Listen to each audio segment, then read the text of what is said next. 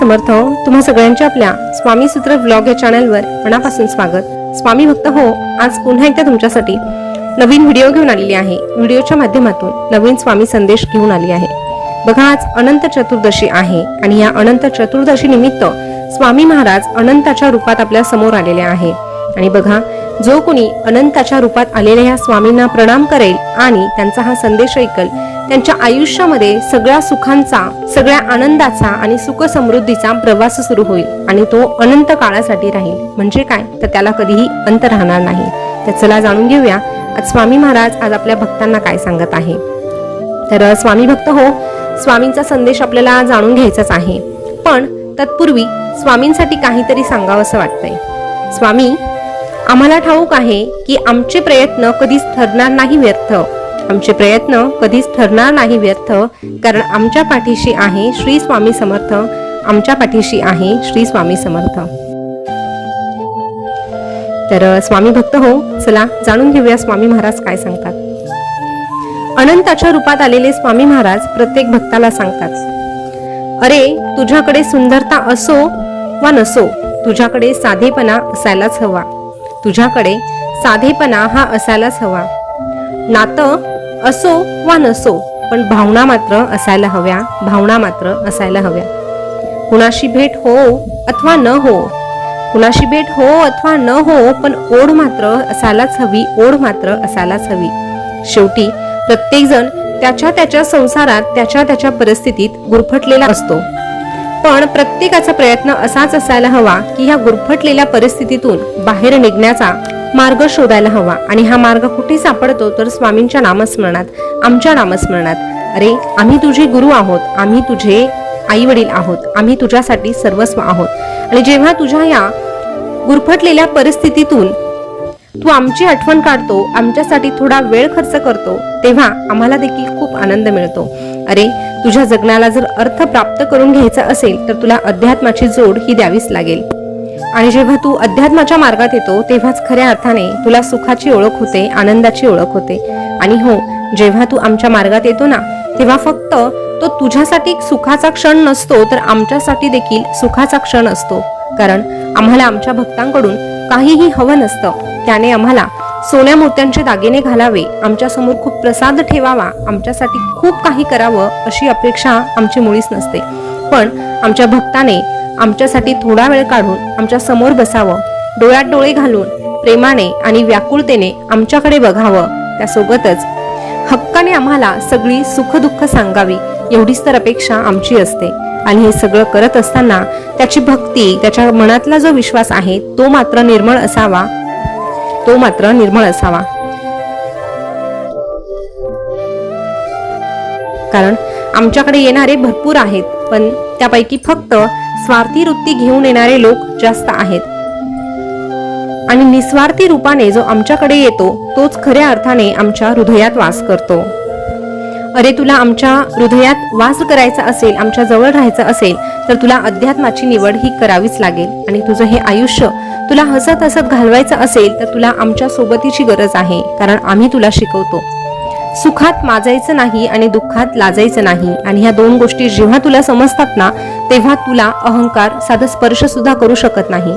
आणि ज्याच्याकडे अहंकार नसतो त्याच्यावर सदैव आमची कृपा होत असते. अरे, हे आयुष्य रडत रडत घालवू नकोस. हे आयुष्य तुला आम्ही दिलेलं आहे, तर नक्कीच तुझ्या या आयुष्यामध्ये खूप काही चांगल्या गोष्टी आहे. 2 क्षण सुखाचे तर 2 क्षण दुःखाचे हे आयुष्य आहे आणि हे असंच चालत असतं. अरे, 2 क्षण सुखाचे असतात आणि 2 क्षण दुःखाचे असतात, हे आयुष्य आहे आणि हे असंच चालत असतं. हो, पण हे आयुष्य जगत असताना अनेक माणसं भेटतील रस्त्यात, त्यातले काही हात देतील, त्यांना सोबत घेऊन चालायचं, तर काही जण हात सोडून मोकळे होतील, त्यांना मोकळं करायचं, त्यांना मोकळं करायचं.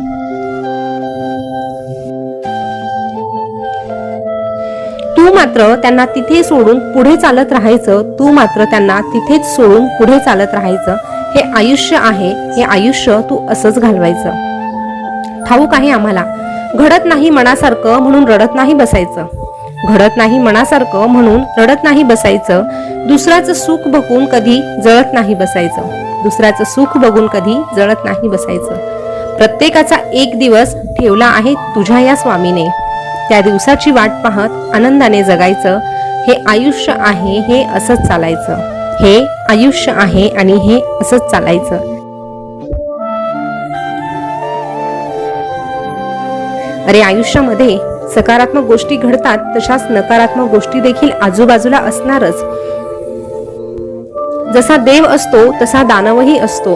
देव आणि दानव हे दोनही तुझ्या अंतरात्म्यात आहे. पण तू कोणाला स्थान देत आहेत आणि कोणाची भक्ती करत आहेत यावर बऱ्याच गोष्टी अवलंबून असतात. जेव्हा तू सकारात्मक विचार करतो ना, जेव्हा तू चांगला विचार करतो ना, तेव्हा तुझ्यातला देव जागा होत असतो आणि तुझं आयुष्य सुंदर करत असतो. पण जेव्हा तू नकारात्मक गोष्टी करतो, त्याचा जास्त विचार करतो, तेव्हा मात्र तुझ्यातला दानव जागा होतो आणि तुझं आयुष्य उद्ध्वस्त करून टाकतो. म्हणून आता तुला ठरवायचं आहे, तुझ्यातला देव तुला बाहेर काढायचा की तुझ्यातला दानव बाहेर काढायचा.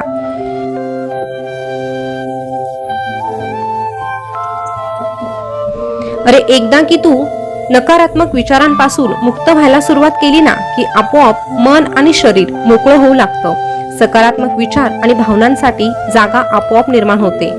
तू फक्त तुझं मन निर्मळ आणि स्वभाव प्रेमळ ठेव. तुला फसवणारा जरी कोणी असला ना, तरीही तुला हा वाचवणारा तुझ्या अंतर आत्म्यातला भगवंत सगळ्यात मोठा आहे हे विसरू नको. तो भगवंत सदैव तुझ्यासाठी येईल. तू काळजी करू नको. ह्या जगाच्या पाठीवर तुला मी कधीही एकटं सोडणार नाही. उदास असशील तर माझं नाव घे, दुःखी असशील तर माझं ध्यान घे. अरे मार्ग भेटत नसेल तर माझे विचार घे आणि एवढ्यानेही तुला समाधान मिळत नसेल तर आमच्या दरबाराची वाट घे, आमच्या दरबाराची वाट घे. पण तू एकटा नाहीस हे लक्षात घे. तुला वाटत असेल की तू एकटा का पडतो, तर ऐक, एखाद्याच्या आयुष्यात तू असूनही नसण्यासारखं असेल ना, तर तुझ्या सुखाची फसवणूक तू स्वतःच करतो. पण एखाद्याच्या आयुष्यात नसताना देखील जर तुला असल्यासारखं वाटत असेल तर ती खरी तुझ्या आयुष्याची, तुझ्या सुखाची गुंतवणूक असते. म्हणून सतत दुसऱ्याने तुझा विचार करावा इतका तू परावलंबी होऊ नको. म्हणून स्वतःचा विचार करून स्वतः तू स्वावलंबी हो आणि स्वतःच्या सुखाचा अधिकार तू फक्त स्वतःला दे. अरे हे आयुष्य तुला सुंदर मिळालेलं आहे. या आयुष्यामध्ये रडत रडत वेळ घालवण्यापेक्षा हे आयुष्य आनंदाने जगायला शिक.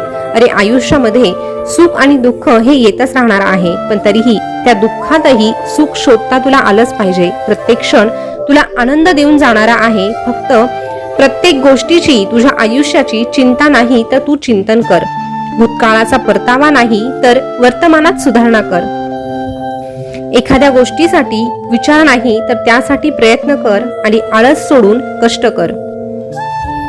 एखादी गोष्ट उद्ध्वस्त करण्यापेक्षा नवीन निर्मिती करण्याचा विचार कर आणि या सुंदर आयुष्याचा अपमान करण्यापेक्षा भरभरून सन्मान कर. या आयुष्याचा अपमान करण्यापेक्षा भरभरून सन्मान कर.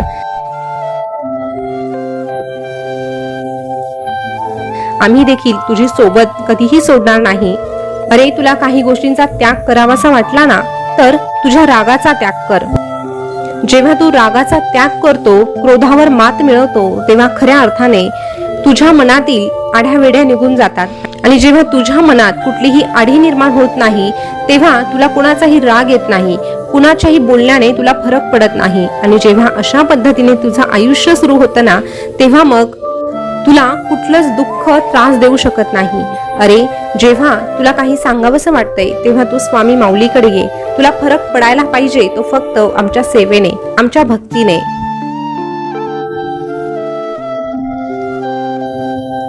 तुला कोणाची ओढ असायला हवी तर ती फक्त आमचीच. आणि तुला जवळचं आणि विश्वासाचं कोणी वाटायला हवं तर ते फक्त आम्हीच. अरे आम्हीच आहोत तुझ्यासाठी सर्वस्व. म्हणून तू कायमच म्हणत राहा श्री स्वामी समर्थ. तू कायमच म्हणत राहा श्री स्वामी समर्थ.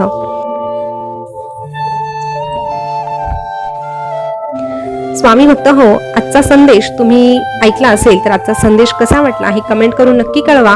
असेच नवनवीन स्वामी संदेश ऐकण्यासाठी आपल्या स्वामी सूत्र ब्लॉग या चॅनलला सबस्क्राईब करा. पुन्हा भेटूया नवीन स्वामी संदेश घेऊन. तोपर्यंत स्वस्त रहा, मस्त रहा आणि आपले संदेश ऐकत रहा. धन्यवाद.